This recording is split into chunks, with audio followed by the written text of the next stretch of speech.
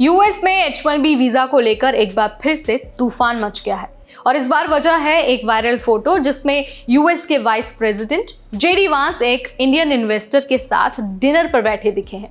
Dinner में बात हुई है इमिग्रेशन की, गिफ्ट में दी गई है भगवान गणेश की मूर्ति और उसके बाद सोशल मीडिया पर मच गया है बवाल। तो क्या अमेरिका अब फॉरेन टैलेंट के खिलाफ जा रहा है? चलिए आपको पूरा मामला समझा देते हैं और हर एक सवाल का आंसर दे देते हैं। नमस्कार, मेरा नाम है नेहा उपाध्याय और आप देखना शुरू कर चुके हैं एनबीटी टेक। अब सबसे पहले जान लेते हैं कि इस पूरे विवाद के जो दो मेन पर्सनालिटीज हैं वो कौन कौन है। तो देखिए, आशा जडेजा मोटवानी सिलिकॉन वैली की जानी मानी वेंचर कैपिटलिस्ट हैं। उन्होंने 100 से भी ज्यादा टेक स्टार्टअप्स को फंड किया है। वहीं जेडी वांस यूएस के नए वाइस प्रेसिडेंट हैं, रिपब्लिकन पार्टी से जुड़े हैं और H1B वीजा को लेकर सख्त राय रखते हैं।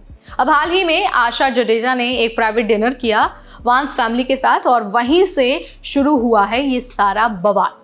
अब जरा ये जान लीजिए कि डिनर में बात क्या हुई है। तो देखिए, आशा ने एक फोटो शेयर की है जहां पर जेडी वांस और उनकी पत्नी उषा वांस डिनर पर बैठे हैं। उन्होंने लिखा है कि ये एक पारिवारिक और निजी मुलाकात थी, लेकिन चर्चा में इमिग्रेशन टॉपिक सबसे ज्यादा उभरा है। उन्होंने जेडी से पूछा है कि क्या अमेरिका ऐसे इमिग्रेशन नियम बनाएगा जिससे टैलेंटेड लोग दूर हो जाए। जेडी वांस ने उन्हें भरोसा दिलाया और आशा ने उन्हें A+ ग्रेड दे दिया। अब सोशल मीडिया पर कई लोगों ने इस मीटिंग को लेकर गुस्सा जताया है। कुछ ने कहा कि जेडी वांस एक RSS एजेंट से मिल रहे हैं जो भारत के नेशनल इंटरेस्ट को बढ़ा रही है। कई लोगों ने H1B वीजा को फ्रॉड बताया और कहा कि H1B वीजा की वजह से अमेरिकी लोगों की नौकरियां चली जाती हैं। तो वहीं कुछ लोग इस मीटिंग को पॉजिटिव डायलॉग भी कह रहे हैं, यानी कि कम से कम चर्चा तो हो रही है।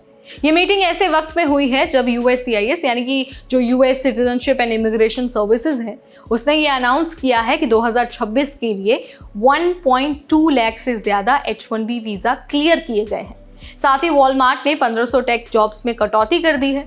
अब लोग कह रहे हैं कि एक तरफ विदेशी वर्कर्स को बुलाया जा रहा है और दूसरी तरफ अमेरिकी लोगों की जॉब्स जा रही है।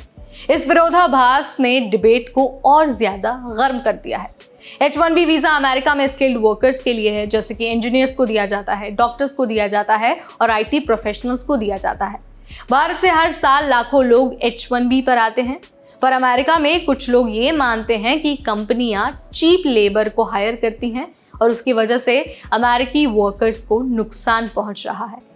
ये सही है कि कुछ कंपनियां ऐसा करती हैं, लेकिन सारे H1B वीजा होल्डर्स को दोष देना ये गलत है।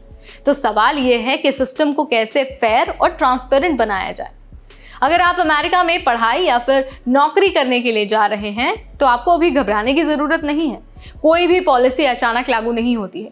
जेडी वांस ने खुद कहा है कि वो टैलेंटेड इमिग्रेंट्स को सपोर्ट करते हैं, लेकिन सिस्टम को कंट्रोल में रखना वो चाहते हैं। इसीलिए सही डॉक्यूमेंट्स और लीगल प्रोसेस को फॉलो करना है और अफवाहों से बिल्कुल दूर रहना है। तो दोस्तों, ये तो साफ हो गया है कि एक डिनर मीटिंग ने अमेरिका के H1B सिस्टम को फिर से चर्चा में ला दिया है। सवाल भी है, डर भी है, लेकिन उम्मीद है कि इस बहस से कोई पॉजिटिव बदलाव निकलेगा। आपको क्या लगता है, क्या अमेरिका को H1B सिस्टम बदलना चाहिए या फिर नहीं बदलना चाहिए? जो भी आप मानते हैं कमेंट सेक्शन में आप अपनी राय मुझे बता सकते हैं।